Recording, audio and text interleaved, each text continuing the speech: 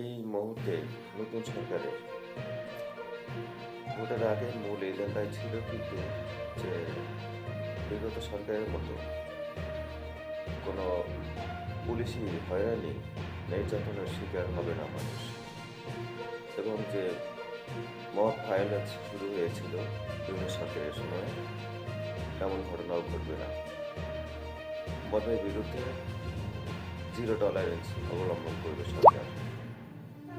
কিন্তু প্রকৃত অর্থে সরকারের এমন কোনো নীতি বা এমন কোনো কার্যক্রম, চোখে পড়ার মতো কোনো কার্যক্রম আমরা কিন্তু দেখতে পাচ্ছি না।